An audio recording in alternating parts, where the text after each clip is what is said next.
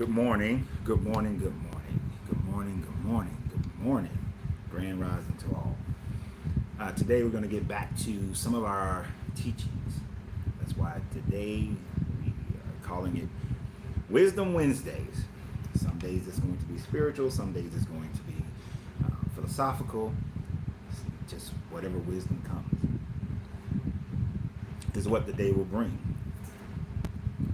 We do a sharing here. I appreciate everybody who has joined me for other lives. My wife and I did a marriage live last night.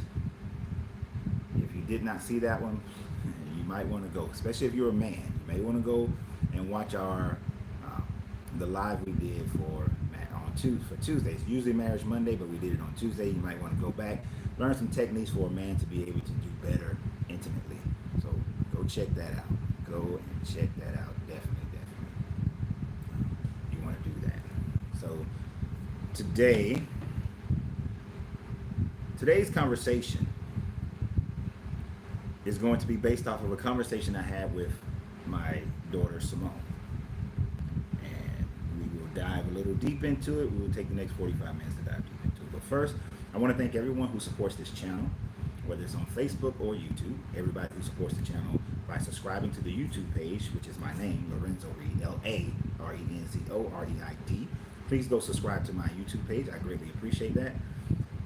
As well as all those who support the channel through Patreon, support these teachings through Patreon. I greatly appreciate it. Those who shop at Uncle Renz Popcorn, the letter U, the letter R, the word popcorn.com.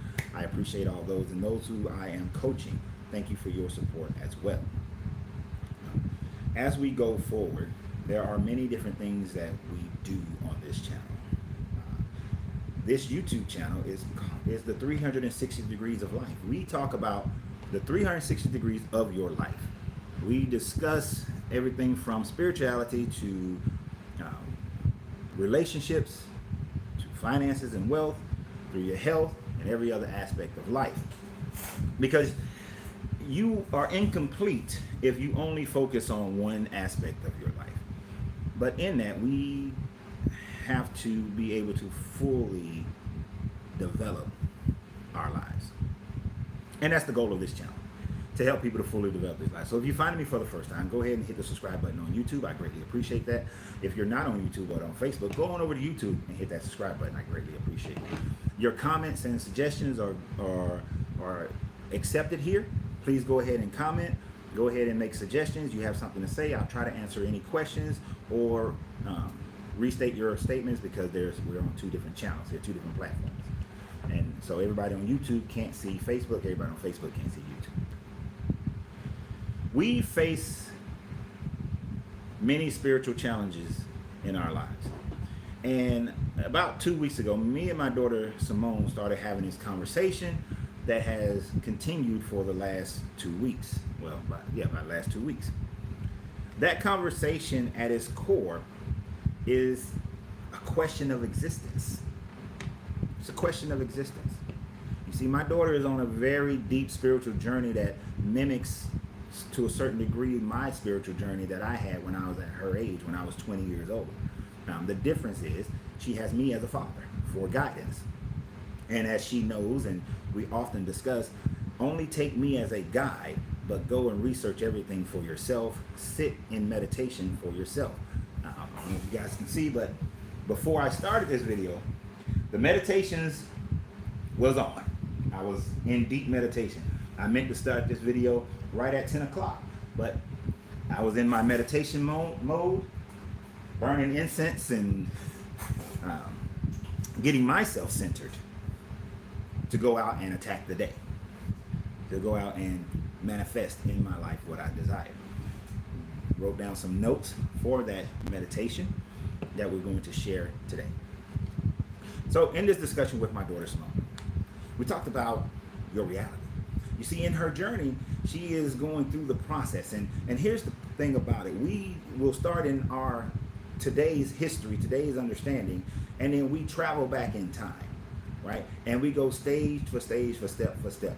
Our conversation initially started because she asked the question of why is there a difference between, why is the serpent evil in one perspective, but yet it identifies itself with wisdom and knowledge and well-being and peace in another section. So one viewpoint of the world, if you're of the Abrahamic religions, the serpent is evil. But if you are more of indigenous people's religion, i.e. the Aztecs, the Mayans, I don't know why, the Sumerians, I just dropped my brain for a second. There's a group that's in my head and I couldn't get it out. If you practice Ifa, if you look at the ancient Egyptians, if you go back to the Asiatic cultures, the serpent is seen as wise. In Hinduism, the serpent is wise. In Buddhism, the serpent is wise. It's wisdom, represents those things. And why the duality? And so I began to, first I had her look at flags. And I said, if you notice, look at the flags. Most flags, a lot of flags throughout history and time, have either had an eagle or a serpent. So she went out and she researched eagles and serpents. And then from that point, she went and I said, notice the Mexican flag has the eagle capturing the serpent. And we discussed the fact that the Spanish came over representing the eagle, the Aztec Mayans, the serpent. The eagle has captured the serpent.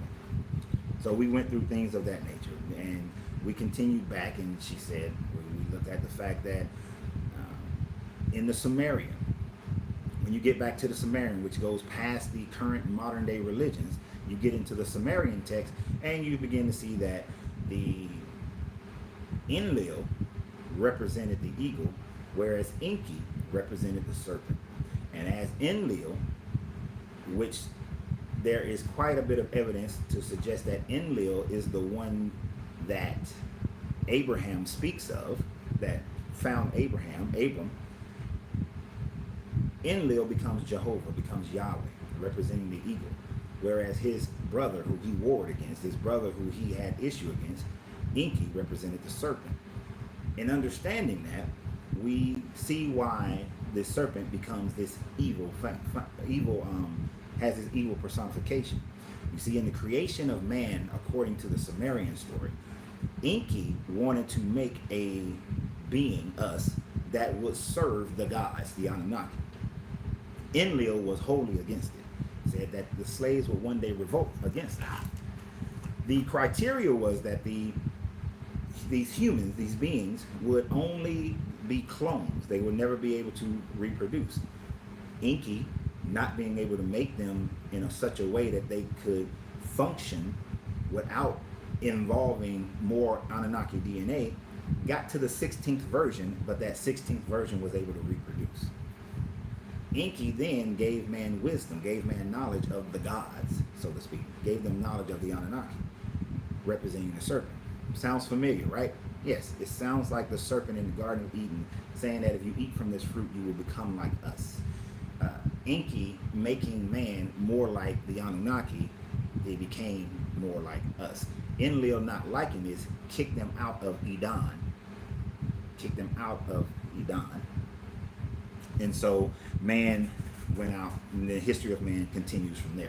That's the Sumerian story. And we know Abraham was a Sumerian. So my daughter researching this information, we go back, and she's like, well, these things seem to stem from culture to culture, man to man, story to story, but what is the finality of all of this? Because if we looked at it from an Anunnaki story, the Anunnaki are merely just beings. They're not gods in the sense that you would call it God that you worship. They're just beings. Otherworldly beings, other dimensional beings, whatever you want to call them, just beings. They live, they die, they get angry, they get happy, they make love, they war, they do all the things that we do. They're just beings. There's nothing special about them other than they were more advanced. That's it. The whole deal. If you're a Marvel MCU fanatic, then you know that Thor explained that in the Thor movies, that what you call magic is just our science. We just live longer and more durable beings from another planet. That's it. So the Anunnaki story lends to that. So her question was recently, though, where do we go from there? Well, we have to dig deep into the message, the understandings that we have been able to garner from all types of literature and cultures and understanding, and get deeper into what we are trying to learn and unlearn. So there was a story that I like, and I relate this to her, and I've related this story to my children many times, actually. They probably weren't paying attention all the time. But the story goes that is Siddhartha. If you don't know who Siddhartha is, he is who becomes the Buddha, right? And Buddhism is based off his teachings. Siddhartha is trapped, and he comes across another traveler on the road. The traveler sees the radiance coming off of Siddhartha and says, instead of asking him, who are you? He says, what are you? Are you a god or a divine being? Siddhartha, the Buddha, says, no. He says, are you a wizard or a sorcerer? Siddhartha again says, no. He says, well, are you a man? The Buddha says, no. The man then says, well, what are you? The Buddha says, I am awake. Which is what Buddha means, one who has awakened. There is a text later in the Bhagavad Gita that says something to the effect that the wise do their best to live in the way. Actually, this is in the Tao. To live in the way. Whereas when the way meaning in the consciousness of God, in the consciousness of the universe, how it all flows. That the wise do their best to live it. Those who just know it, those who are knowledgeable, they do their best to try to hold it, but they wind up losing it. And those who are just a fool, they laugh at it. I was recently asked from someone, stated to someone that stated, I don't know if I'm saying it right. Someone stated about me, towards me, to me, that thank you, Black Copper, said they love these classes, and I plan to do a lot more of these than anything else. They said that, who are you? The word of God has come from others who have written it down. So who are you if you are not God? And I responded by saying, well, who are they if they are not God? You accept that these people were divinely inspired by God. We accept that from the Buddha. We accept that from Lao Tzu. We expect that from the Hindu, the Krishna. We expect that from from Paul and Peter and Thomas and Matthew and Luke and Mark and Jesus and Abraham and Solomon and everybody else who was ancient in the past. But then I remember that those people in their day, it wasn't accepted from them. Tuning in from Houston. How you doing, IB? It wasn't accepted from them by the people of their day. The majority of the people of the day of Jesus, Yeshua, did not accept what he was teaching. The majority of people did not accept what Paul was teaching. The majority of people did not accept what the Buddha was teaching. They didn't accept what Lao Tzu was teaching. The majority of people of their day did not accept them as the wisdom that they are giving you is coming from infinite source, coming from the all. So what I responded to him is that the wisdom that I expound upon does not necessarily come just from me, but come from my connection to infinite source. You see, the reason why I was meditating, the reason why I meditate before I get on and talk is because I am stripping away the parts that is just me, so that what I say comes directly from my understanding of what's been revealed from me, revealed to me. And in that conversation with my daughter, I take a note even in most conversations, from a Bible story, a biblical Old Testament story. In that biblical Old Testament story, you have, and I always get the names mixed up, but I believe it's Nehemiah. Nehemiah is the cupbearer for this king. And the cupbearer is an important position. And then Nehemiah finds out that, in Jerusalem, the walls are knocked down. If you understand ancient cultures back then, If a city doesn't have walls, then it doesn't have protection. Marauders can come in and destroy and take and steal, and you can't defend yourself. And so the people are kind of left in a negative, a bad situation. Nehemiah feeling heartbroken about this. He wants to say something to the king, but he knows that if he says something, that the king might get pissed off. You don't piss off the king, okay? No, it doesn't matter what's going on in your mind. You don't piss off the king. Want to be happy. So the king looks at Nehemiah and he says, like, dude, what's wrong with you? What's going on? In a brief moment, Nehemiah pauses and he says to what he believes, what he envisions as God, give me the words to be able to speak to the king. I need you to speak through me to the king to make sure I'm saying it in a way that the king will get it and won't be pissed off at me and kill me, because I want to go help my people.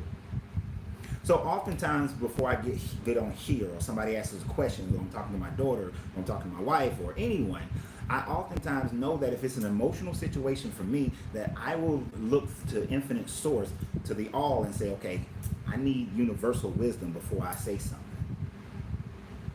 So to that person who questioned me, best believe that before I speak, I often will, Shalom, Prince Yafa, will often demand from infinite source wisdom before I speak. So the idea of being divinely inspired, yeah, I'm going to say it this way so that that person will understand.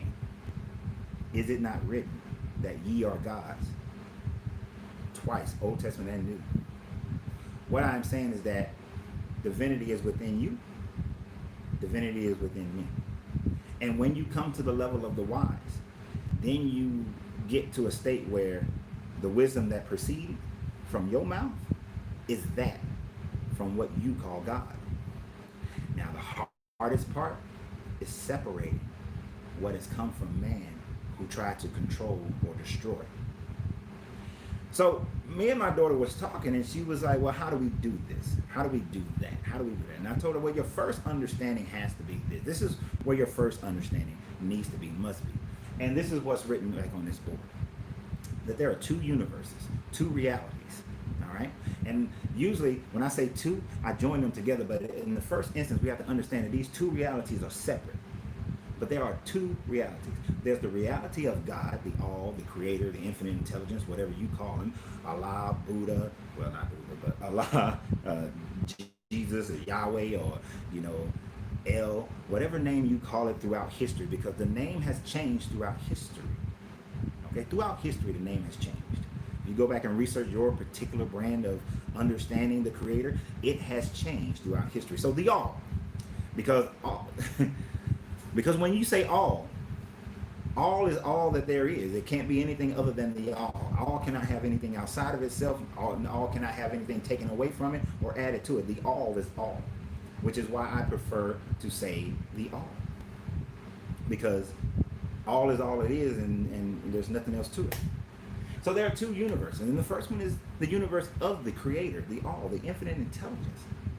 You see, we sometimes want to think that we and the creator are one, but that's an impossibility. As a matter of fact, let me read something that describes it very well. There is, in 1958, in a book called I and Thou, Martin Buber wrote, Buber insists that there were not one but two realities in the universe, God and God's creation. By their very nature, Buber argues these two realities could never be one and the same. No part of God's creation can become God. And while we, part of God's creation, could have a relationship with God, we could come no closer to him. I and thou could never become I am thou. This is why I don't like the I am God statements that some make. Because those two realities can never be the same. This is why when people imagine, they're in their imaginings or in their teaching, they say that, well, when I leave this existence, I'm going to heaven to be with God. You can be in relationship with, you can be in the presence of, but you cannot be in the exact reality, the exact universe of God, the all, the creator. It's an impossibility, because in order for that to happen, you have to be on the outside of that mental creation that is the all. All of our existence is a mental creation in the mind of the all. In order for you to be at the same level, you have to be on the outside of that creation, which is an impossibility. Because if you are, then the all cannot be the all. God cannot be God if you are at equal level or in the exact same place as that God, because then that God will have no power over you. You will be in equal standing. And since you cannot be, then there is no place that you can be at that same level. It is always going to be within the mental creation of the all. And that's where we are. We are in the mental creation of the all. If you call it Allah, if you call it Jehovah, it doesn't matter. You are, and it's not a just, so let me not say that, because that minimizes it, that diminishes it. You are within that mental creation. But the beauty of it is that you are made in what scientists could call a pocket dimension of the all, because you have that ability within the creation of the all to create in the exact same way. To create in the exact same way. If any of you were to write a short story, or a novel, it doesn't matter. You wrote a story, and you created a character within that story, and you created an entire world within that story, then yeah, you may take elements of who you are and what you know, and elements of your thought process, and put it in there. You can have a bookshelf here, and you put a bookshelf in there. You put cars, or you put horse-drawn carriages. You put elements of your thoughts and what you know into the story, but that doesn't make the story you. That doesn't make the characters you. If you have a character, who's on here? Who's on here? Who's on here? Okay. If one of your characters is Princess Jaffa, so you're writing a story, and there's royalty, and Princess Jaffa is one of your characters that you create, and you may add elements of yourself into Princess Jaffa. Princess Jaffa is not you. She is not you. She can never claim to be you, because Princess Jaffa in the story can never have any power over you. You maintain all power over Princess Jaffa. Now, in a godlike manner, we cannot give Princess Jaffa in our story the ability to go and create their own lives, to manifest their own lives. We don't have the power to set up standards, set up universal laws, and say, this is how this universe that I've created in my mind works. How you doing, Bruce? I've created in my mind works. We cannot set those powers up, and then it manifests that Princess Jaffa is in the story utilizing those universal laws. But yet with us, in our reality, in this reality of the mental creation of the all, we have those universal laws that we can enact upon our lives and upon our universe, upon our reality. Now, people have done that. So when I was talking to my daughter, I told her that the difference is those universal laws exist. Now, the Creator didn't say, I'm going to make these laws, but they can only be used for good. I'm going to make these laws, but they can only be used for evil. I'm going to make these laws, and they can only be used for anything. The laws were just created, and the laws just are. So when we talk about things like the law of vibration, no, let's not go there yet. The law of mentalism, because that's where it really starts. Is where her question really went. I say in the law of mentalism, the fact of the matter is that people have created societies, cultures, traditions based on how they view their viewpoint, their POV. Their POV. We see that all the time. Their point of view is how it is. Although we can find similarities in how you doing, homie Horn in New Jersey? Although in Newark, although we can see similarities in the Tao, in Hinduism, in Buddhism, and in Christianity, especially Gnostic Christianity, we can see all these similarities from people who did not have contact with each other for thousands of years, but their ancient writings have a lot of similarities to them. There's a lot of things that the Buddha said and Jesus said, or things that are, and let me rephrase that. There are a lot of things that's attributed to what the Buddha said and attributed to what Jesus said, that sounds pretty much the same. Pretty much the same. Now, I understand why there's a lot of things that are attributed to what Krishna said and attributed to what Lao Tzu and the Buddha said that are the same, because out of Hinduism came Buddhism, out of Buddhism came the Tao. So they came from each other. Now, it is speculated, and it is probably the reality, that Buddhist and Hindu teachings were present in Egypt and what we call the Middle East to influence Gnostic Christianity, which is why there are similarities there. And we know that Christianity had a split between Gnosticism and what became Orthodox Christianity. We know that the Roman government took on the Orthodox and then destroyed, or tried to destroy, the Gnostic teaching, which was called the Way. So even though they split, there are still some similarities of teachings that went over into them. Because they all teach items like knock and you knock and the door will be open.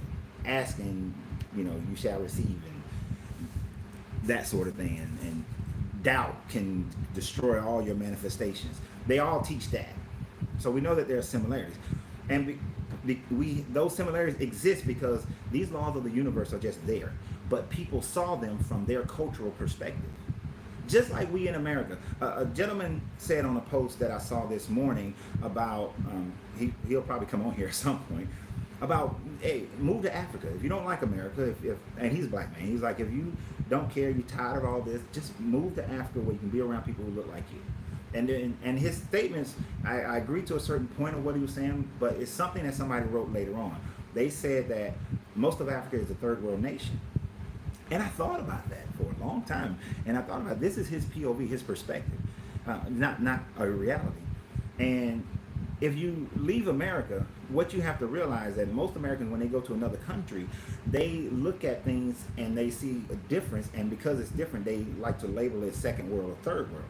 Like when I first went to Germany, I thought it was weird that their refrigerators were all small. Like, why do these people have these small refrigerators? Don't they, how do you do that? But then I started understanding that in their culture, they go to market every day. They go to the vegetable and the meat market dang near every day. They don't store up food like we do in America. And because they don't store up food, their portion sizes are usually smaller. And because their portion sizes are usually smaller, they don't eat as much as we eat, which is why they're not as fat as we are fat in America. So it's just a different culture and a different way of doing things, and their POV of it. And my POV coming into Germany was like, okay, these people are behind. Look at this mess, these little bitty refrigerators. And that was just based on a refrigerator.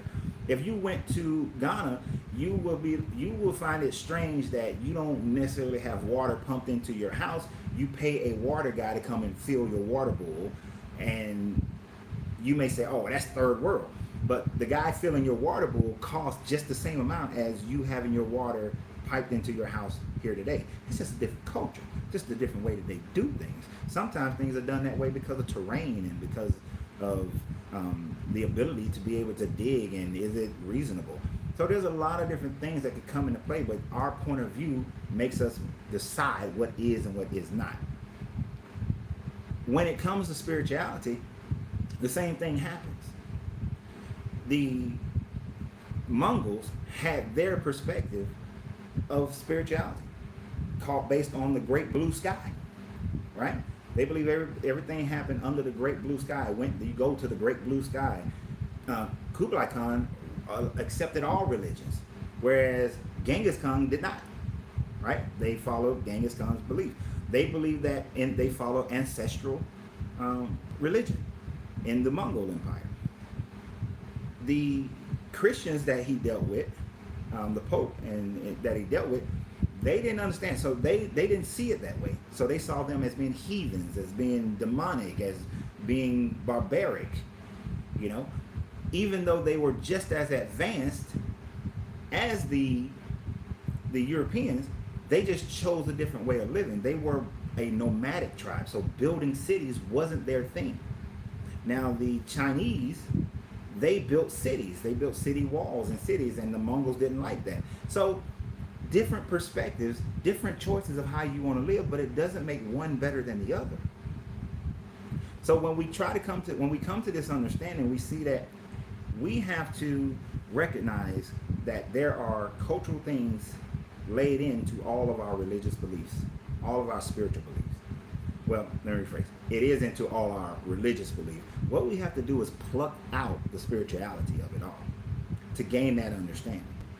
So, and when we do that, we can understand how the laws of the universe works, and then we can begin to manifest. Because in all of them, you are made in the image of. In all of them, you have the ability to create in the same way the creator or God created, just at the level within this universe. You cannot create anything outside of the all. It's not going to work. You can't manifest outside of whatever you call God, whatever you call this universe. You will always be within this universe, no matter what happens when you leave here. And here's the thing. Every religion also teaches, and it was interesting because I was having this debate with this gentleman, and I ran across a part in Ecclesiastes. We was talking about the riots and that sort of thing, and in that there's a version of Ecclesiastes I threw out there because he was like, God didn't tell you to go out here and riot. And so, of course, and don't ask me where it's at. It's on my phone, and I can't find it right now. But but everybody knows it. It's a time to kill and a time to live. There's a time for war and a time for peace. There's a time to tear down and there's a time to build. And so I, threw that out there at him. I said, look, there's a time for all this stuff. This is a time. This is a time. And then he was like, vengeance is the Lord. I was like, okay, so that's contradictory. There's not a time for all this stuff, right? But within that whole section of a time for this and a time for that, there is a part where he says that no man has been, it literally says no, not literally, because I'm paraphrasing, but it pretty much says nobody's been to heaven and came back with proof. Nobody's been to hell and came back with proof. You don't know what's going to happen at the end of all this. It's all meaningless. Basically, but that meaningless is taken in the wrong direction by most people. It's the same as the Tao when it says that you can't hold on to none of this. So to have that emotional and mental attachment to anything here, it's meaningless because you came into this existence by your dang self without anything. You'll leave this existence by your dang self without anything. What happens? Nobody actually has proof. People have just made statements. We say there's a heaven. Some say there's a hell. Some say there's reincarnation. Some say there's oblivion. Neither can prove either side. Point blank, period. But what we can understand is based on how we live that there are different levels of consciousness. There's the consciousness of the Creator, and there's the consciousness that happens within the creation of the Creator. Now, what I do say is that because on this level of existence, we already understand that there are different levels of consciousness within our reality. So if there are different levels of consciousness, from the consciousness of man to the consciousness of animals to the consciousness of plants to the consciousness of the mineral down to the atomic level, then man is not at the height of consciousness. Then there must be consciousness above man. Some call these heavens, the Jacob's ladder, the different levels of heaven or different levels of hell. But if man is not at the top of consciousness, so there must, and we know that there are conscious levels below us, there must be some above us. As above, so below. As below, so above. The law of correspondence. How do we get there? How do we come to that? There is a statement that I love. That I love. It comes from the study of Zen. Right? In the study of Zen, it tells you that the way. Zen calls it the way because Zen comes from the Buddhist and the Tao. So it's talking about the way. Actually, Zen Buddhism, but it's in the same as the Tao. The way. The way is the flow of energy, the universe, the infinite intelligence. And it talks about how the way is difficult for those who have no preference. The way is not difficult for those who do not have any preferences. Right? You see, and it says that when love and hate are both absent, then everything's become clear and undisguised. This is removing the wool, removing the covering, removing the veil, because you begin to lose your attachments to things having to have a preference, a preferential way of existing.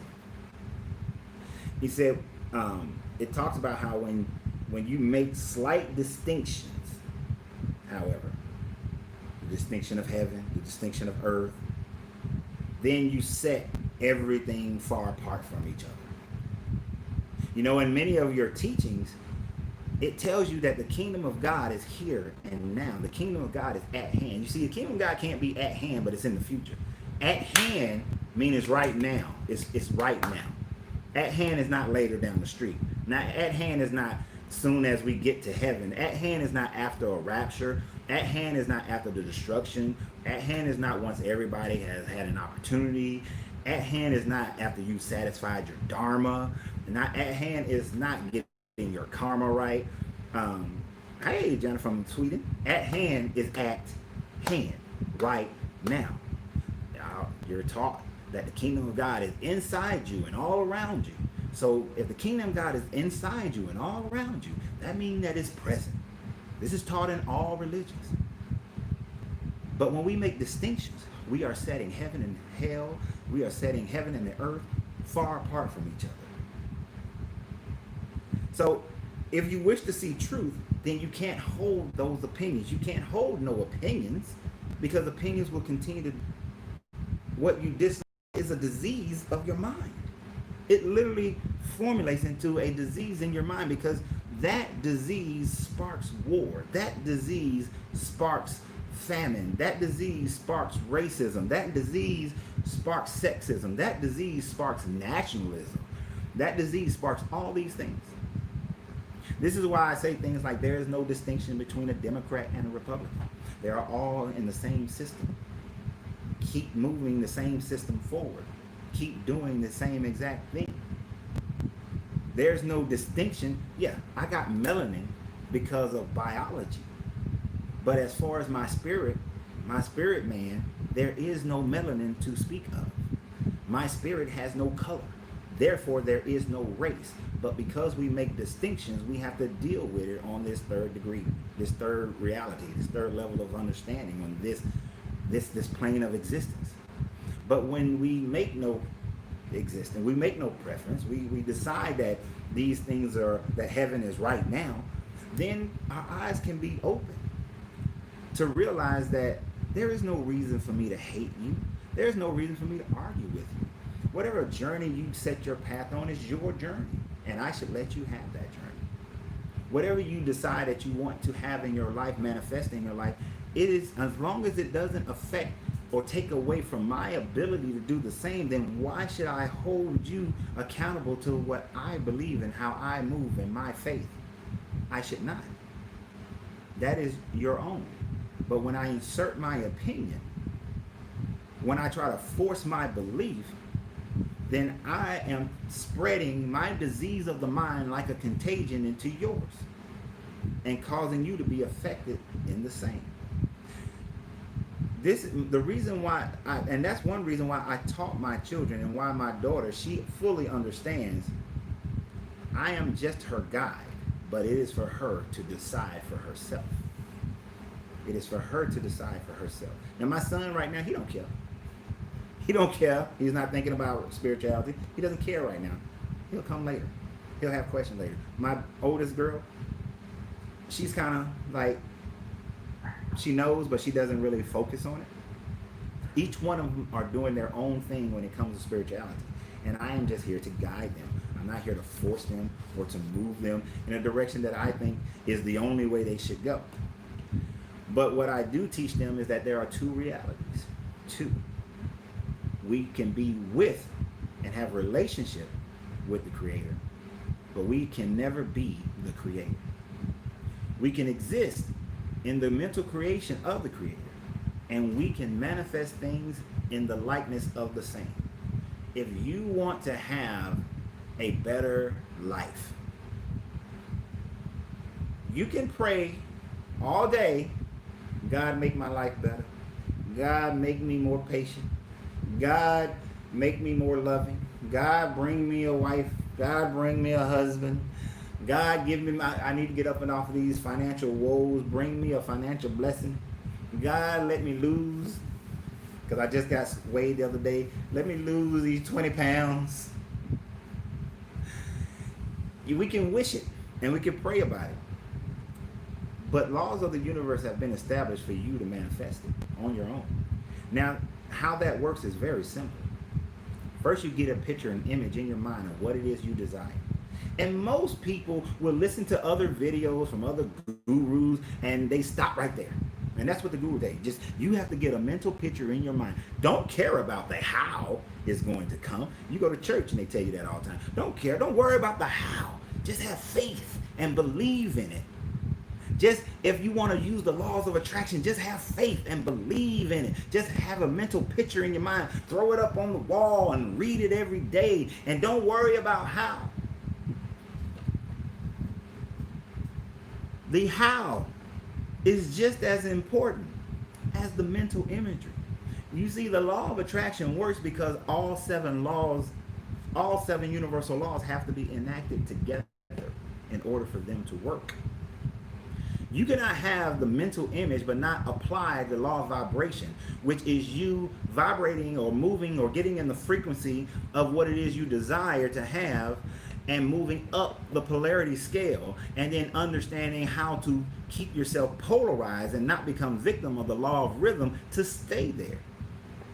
You trying to manifest something is like a business, it's like having a multi-billion-dollar business without a business plan, without employees or workers who are following mission plans and SOPs of how to function in that business.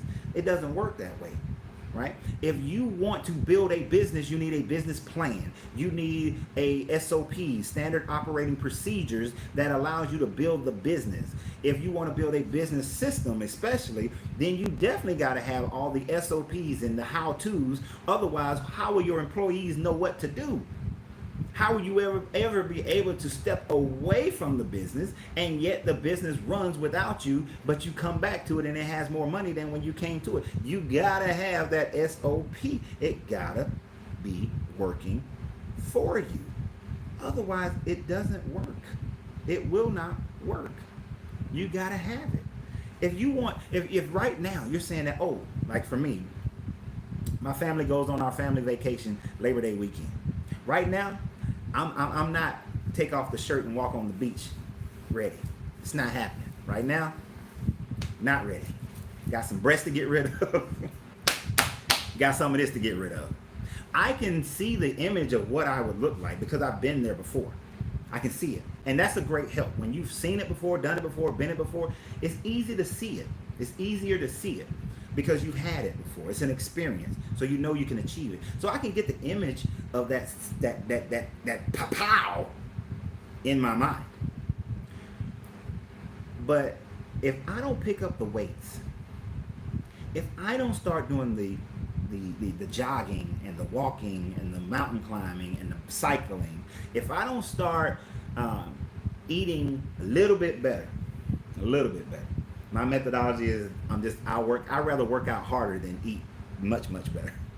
But if I don't go and put forth the action that creates the vibration, if I don't know the how, like I know my body, I know how, and there are certain hows you got to do. Unless you have a medical condition, calories in minus calories out equals your weight. That was one of the first things I would tell my clients as a person when I was a personal trainer, and even my clients now who are doing my 360-degree programs. Calories in minus calories out equals your weight. If you can control your body, you can control the rest of your life. Meaning that if you can manifest your body, your health, you can manifest the rest of your life. You can manifest your money, you can manifest your love life, you can manifest your spirituality. It's all there for you. But you gotta know how. So every time you hear somebody tell you, don't worry about the how, you need to look at them a little suspect. Because they're selling you on just the mental image. They're selling you on the easy. But you got to get in the right frequency. You got to start vibrating at a level that a healthy person vibrates at. You got to vibrate at a level that a financially healthy person would vibrate at. You got to vibrate at a level that a business person would vibrate at. Otherwise, you're not going to get up that pole. You're going to stay over here to the left and not vibrate over to the right. Your vibration won't be high enough.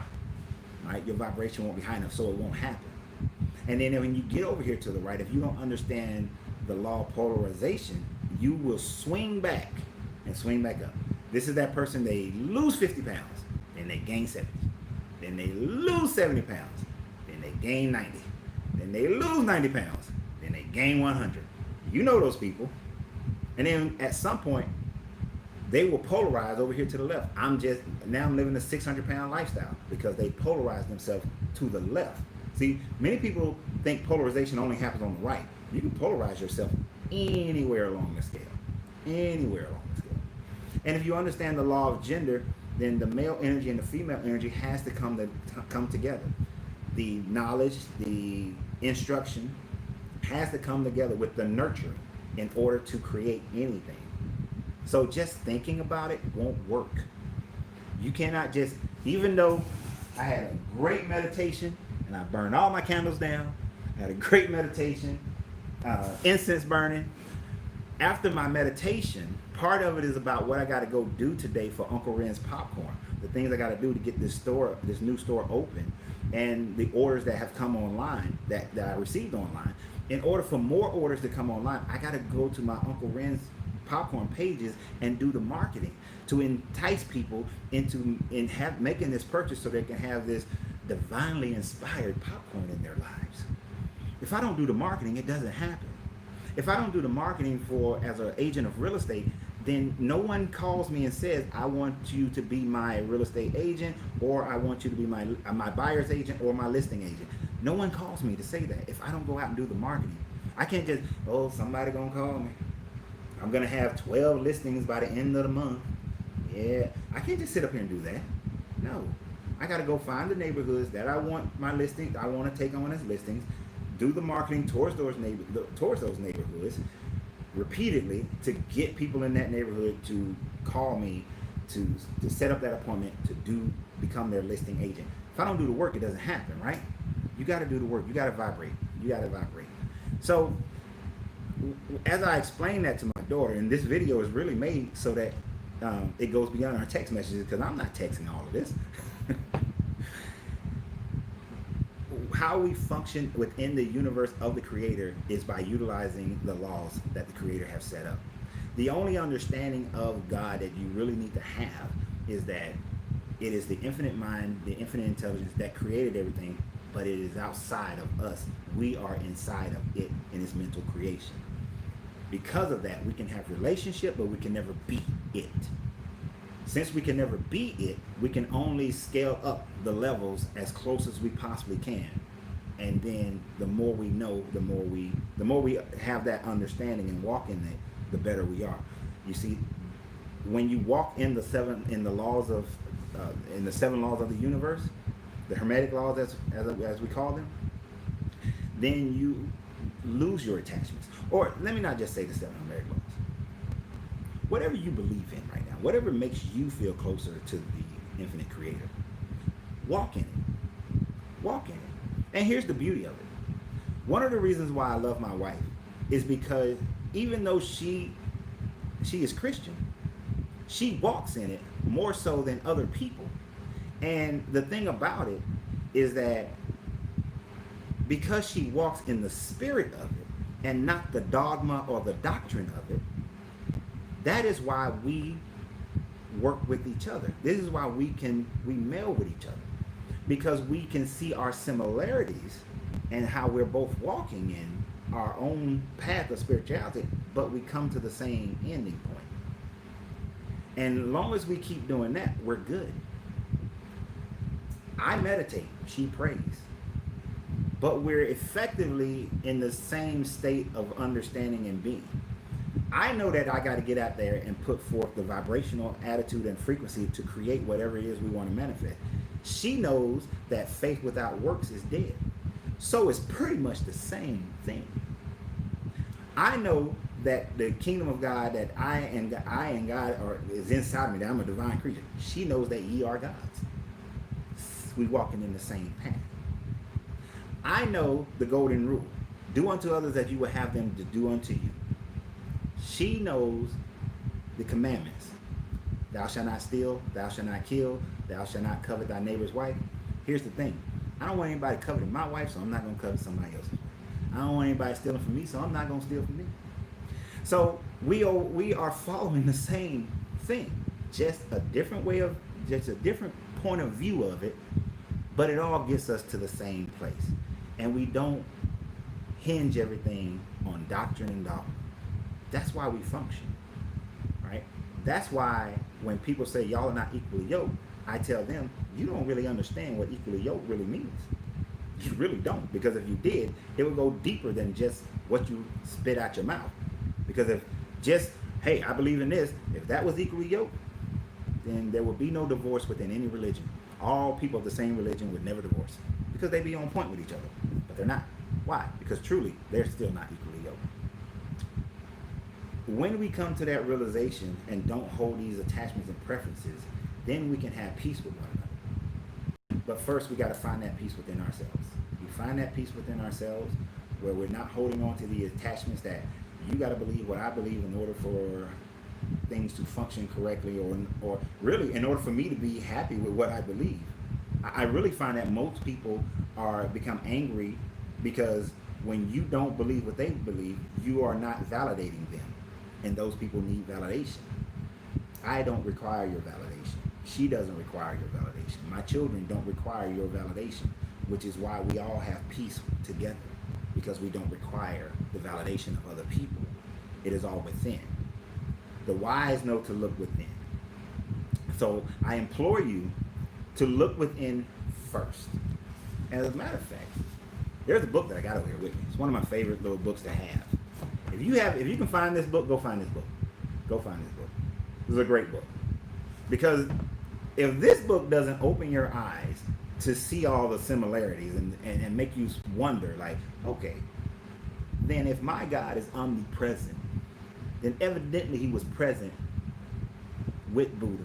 He was present with Krishna. He was present with Lao Tzu. Present with the Orishas. Present with Quetzalcoatl. Present with the sky people. Present with the ancestors. Present in all things. So that is how that would have to work. So, sorry about that. Phone call came through. But we got rid of that. But here's one of the things. It has Yeshua saying, and this is in the Gospel of Thomas, Luke, Mary, dialogue with the Savior, because all scripture is supposed to be good for our understanding. The kingdom of God is within you and all around you, yet you do not see it. Krishna said, why should there be a reservoir when there is a flood everywhere? Basically, if there's flood everywhere, if the kingdom of God is everywhere, then why do you need to reserve it in a small area? Why do there need to be a reservoir? Buddha said, the way holds all things within itself, like the vastness of the universe. It lacks nothing, and nothing needs to be added to it. The all is the all, and that's all the all is. Lao Tzu, the way is complete in itself. All blessings come from it, and it holds nothing back from anyone. The all cannot be over here and not over there. It's everywhere, and it doesn't withhold any of itself from anyone or anything. It is present everywhere at all times. Okay?